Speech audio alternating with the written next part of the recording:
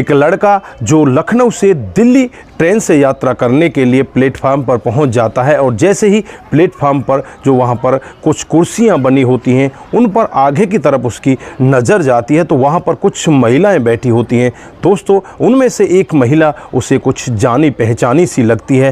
धीरे धीरे करके उसके नज़दीक पहुंच जाता है और जब उसके बिल्कुल करीब पहुंच जाता है, सामने उसे देखता है तो बस देखता ही रह जाता है। सामने वाली महिला कोई और नहीं होती, उसकी तलाकशुदा पत्नी होती है, जिसके साथ 5 साल पहले उसका तलाक हो चुका होता है। दोस्तों, उस समय वो बहुत ही हष्ट-पुष्ट थी, बहुत ही सुंदर थी, लेकिन आज उसकी हालत इतनी दयनीय हो जाती है, देखने में भी लग रहा था कि पता नहीं ये किस हालत में होगी। दोस्तों, उसके बाद जो लड़का होता है उसके सामने आ जाता है और इधर जो उसकी तलाकशुदा पत्नी होती है उसके सामने आ जाती है। तलाकशुदा पत्नी उसको देखकर नज़रें घुमा लेती है, लेकिन यहाँ पर जो पति होता है उसकी बगल वाली सीट पर बैठी हुई महिला से आग्रह करता है कि कृपया मुझे यहाँ बैठ जाने दीजिए। उसके बाद वो उसकी बगल में बैठ जाता है और उससे बातचीत करने लगता है। जब तक ट्रेन आती है जब तक वो आपस में बातचीत करते हैं और उसके बाद ट्रेन में एक ही बर्थ में चढ़ जाते हैं, एक ही बोगी में बैठकर एक ही सीट पर वो अपना दिल्ली तक का सफ़र करते हैं। दोस्तों, इस सफ़र में उनकी कितनी सारी बातें होती हैं, फिर वो आपस में एक दूसरे के साथ मिल भी जाते हैं। वो कैसे संभव होता है? अगर आप भी पूरी घटनाओं के बारे में, पूरी कहानी के बारे में जानना चाहते हैं तो वीडियो को लास्ट तक ज़रूर देखिएगा। दोस्तों, यहाँ पर जो पत्नी होती है खुद अपने पति को छोड़कर आती है और आज उसकी हालत इस तरह की हो जाती है, बस उसकी हालत बहुत ही ज़्यादा ख़राब होती है। तो दोस्तों, पूरा मामला जानने से पहले वीडियो को ज़रा सा भी स्किप ना करें, लास्ट तक वीडियो को ज़रूर देखें। दोस्तों, आगे बढ़ने से पहले हमारी वही रिक्वेस्ट कि जो हमारे चैनल के साथ नए हैं कृपया करके चैनल को फॉलो कर लीजिए, बेल आइकन को ज़रूर प्रेस करिए, जिससे कि आगे की अपडेट आपके पास आती रहे। नमस्कार, जय हिंद। आप देख रहे हैं APH न्यूज़ राहुल रावत के साथ। तो दोस्तों, आज की जो हकीकत की घटना आपको बताने जा रहा हूँ ये लखनऊ की हकीकत की घटना है। यहाँ पर राहुल नाम का एक लड़का जो दिल्ली के लिए जा रहा होता है, दिल्ली में उसका कल इंटरव्यू होता है और सामने उसे अपनी तलाकशुदा पत्नी मिल जाती है जिसका नाम संगीता होता है। दोस्तों, राहुल और संगीता दोनों एक दूसरे के साथ शादी कर लेते हैं और शादी के बाद जो संगीता होती है राहुल के घर आ जाती है। घर आने के बाद बड़े अच्छे से इनका कामकाज चलने लगता है। कुछ दिन के बाद इनको एक बेटी भी हो जाती है। दोस्तों, राहुल की जो आदत होती है कुछ शराब वगैरह पियाया करता है। दोस्तों, यहाँ पर जो संगीता होती है उसे घर के कामों से इतनी दिक्कत होने लगती है, उसे हर काम में दिक्कत होती है। अगर राहुल भी उससे कुछ कहता तो उसे बहुत ज़्यादा दिक्कत होती। इसके सास ससुर उससे कुछ कहते तो बहुत ज़्यादा दिक्कत होती। ज़्यादातर वो अपनी भाभी और अपनी माँ से फ़ोन पर बातचीत किया करती, उनके शिकायत में रहती, क्योंकि इनके घर वाले उससे कहते कि तुझे ज़्यादा काम करने की ज़रूरत नहीं है, घर में काम करने वाली तेरी बड़ी भाभी है, वो करेगी, तू तो छोटी है, तू तो आराम से आनंद ले। दोस्तों, यहाँ पर इसकी माँ और इसकी भाभी इसको इस तरह से भर देते हैं। दोस्तों, ये लड़की वहाँ पर इस तरह से बिगड़ जाती है, वो कुछ भी करने से मना कर देती है। वो यही कहती है कि मेरे पास टाइम नहीं है, मैं कुछ भी नहीं कर सकती। बस वो यही कहती है कि जो घर की बड़ी बहू है पहले उससे काम कराओ, उसके बाद मुझसे काम कराना। दोस्तों, धीरे धीरे तकरार इस तरह से आगे बढ़ जाती है। संगीता यहाँ पर अपने पति से तलाक लेने का फैसला ले लेती है। दोस्तों, होता भी कुछ ऐसा ही है, दोनों के कागज़ कोर्ट में पेश कर दिए जाते हैं और करीब करीब 1.5 साल के बाद इनका तलाक हो जाता है। दोस्तों, जो बेटी होती है धीरे धीरे बढ़ने लगती है, लगभग 2 साल की हो जाती है। यहाँ पर 4 लाख रुपए देकर यहाँ पर जो राहुल है वो संगीता को यहाँ से विदा कर देता है। संगीता अपने मायके में पहुँच जाती है। दोस्तों, आज जब संगीता यहाँ पर राहुल से बातचीत कर रही थी तो यहाँ पर राहुल उससे पूछता है कि तुम्हारी ये हालत कैसी हुई, तुम्हारी हालत का जिम्मेवार कौन है, क्या हुआ है तुम्हारे जीवन में जो इतनी दुबली पतली हो चुकी हो, तुम्हारे साथ में हुआ क्या है। तो संगीता यहाँ पर रोने लगती है, रोते हुए अपनी अपबीती बताती है। वो कहती है कि मेरी माँ तो ख़त्म हो चुकी हैं, जो मेरे पैसे थे 4 लाख रुपए वो भैया ने ले लिए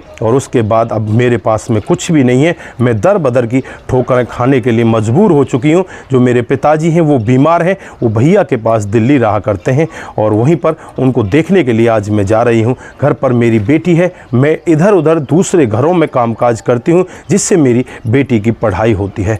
दोस्तों इस तरह से जब वो अपने पति को बताती है तो यहाँ पर पति को भी बहुत ज़्यादा दया आती है। पति कहने लगता है कि मैंने तुमको पहले ही कहा था कि तुम इस तरह से कदम मत उठाओ, तुम्हारे लिए अच्छा नहीं होगा, लेकिन तुम यहाँ पर मेरी एक बात भी नहीं मानी। मैंने उस दिन से शराब पीना भी छोड़ दिया है, बस मैं अब कुछ भी नहीं खाता पीता, बस मैं ऐसे ही रहता हूँ। मेरे अंदर जो ऐब थे, जो मेरे अंदर इस तरह की बुराइयाँ थी, वो मैंने सब छोड़ दी हैं। दोस्तों यहाँ पर जो संगीता होती है वो पूछने लगती है कि राहुल तुम्हारे परिवार का क्या हाल है, सास ससुर का और भैया भाभी जो बड़े थे उनका क्या हाल है। तो यहाँ पर राहुल कहने लगता है कि ना तो मेरे पिताजी रहे, ना मेरी माँ रही और ना मेरी भाभी रही। अब हम दोनों भाई घर पर हैं, कभी तो बड़ा वाला भाई खाना बना लेता है, कभी मैं खाना बना लेता हूँ। दोस्तों यहाँ पर जो संगीता होती है उसकी आंखों में भी आंसू आ जाते हैं, कहने लगती है कि मैंने ही बहुत बड़ी गलती की थी। दोस्तों तभी वहाँ पर ट्रेन आकर रुक जाती है और दोनों एक ही बोगी में चढ़ जाते हैं और एक ही सीट पर बैठ जाते हैं। आपस में बातचीत करते हुए इनका सफ़र चलने लगता है। दोस्तों रास्ते में एक चने वाला आता है, उससे जो राहुल होता है दो दोने चने ले लेता है। यहाँ पर संगीता उससे मना करती है, लेकिन राहुल उससे कहता है कि कोई बात नहीं, हमारा तुम्हारा साथ नहीं है तो क्या हुआ, एक दोस्त समझ के ही खा लीजिए, ये चने तो खा लीजिए। उसके बाद संगीता चना खा लेती है। उसके बाद धीरे धीरे इनका सफ़र कटने लगता है।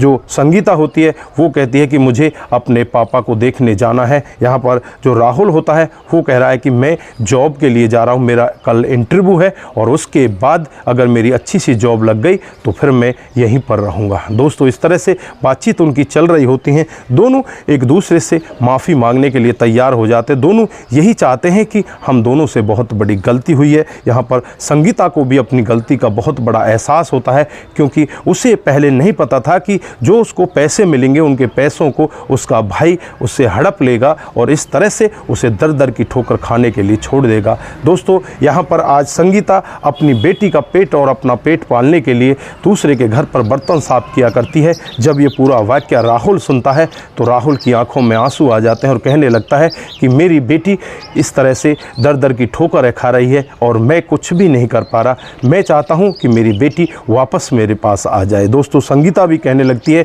कि मैं भी यही चाहती हूं। दोस्तों दोनों का सफ़र पूरा हो जाता है और ये दोनों दिल्ली पहुंच जाते हैं। यहाँ पर एक दूसरे का ये नंबर ले लेते हैं और संगीता अपने पिता को देखने के लिए चली जाती है। राहुल अपने इंटरव्यू पर चला जाता है। दोस्तों जैसे ही अगले दिन राहुल का इंटरव्यू होता है तो राहुल की वहाँ पर अच्छी जॉब लग जाती है। एक मैनेजर की पोस्ट के लिए वो इंटरव्यू देने गया था, वहाँ पर एक मैनेजर वो लग जाता है और 15 दिन के बाद उसकी ज्वाइनिंग होती है। दोस्तों ये सब वो संगीता को फ़ोन करके बताता है तो संगीता भी यहाँ पर बहुत खुश होती है। अब इनका वापस चलने का प्लान होता है, ये वापस लखनऊ के लिए चलते हैं। तो यहाँ पर जो संगीता होती है वो कहती है कि मैं अब ट्रेन से नहीं जा सकती क्योंकि ट्रेन बहुत लेट है, मुझे जल्दी जाना है, मेरी बेटी भी मेरा इंतज़ार कर रही होगी, तो मुझे बस से ही जाना पड़ेगा। यहाँ पर राहुल कहता है कि ठीक है मैं भी बस से चलता हूँ। दोस्तों फिर दोनों एक बस स्टैंड पर मिल जाते हैं और दोनों एक ही बस में एक ही सीट पर बैठ जाते हैं और अपना सफ़र स्टार्ट कर देते हैं। दोस्तों जैसे ही ये अपने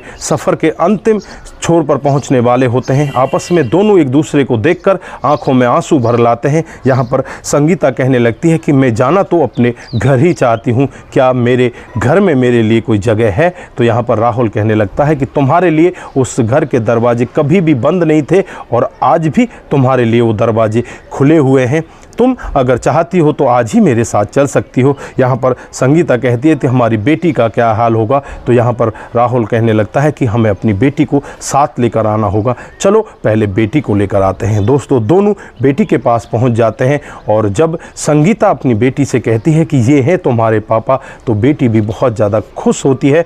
बेटी अपने पापा के गले लिपट जाती है और रोने लगती है और कहने लगती है कि पापा तुम अब तक कहाँ थे, मुझसे मिलने के लिए क्यों नहीं आए, तुम्हें मेरी जरा सी भी याद नहीं आती क्या।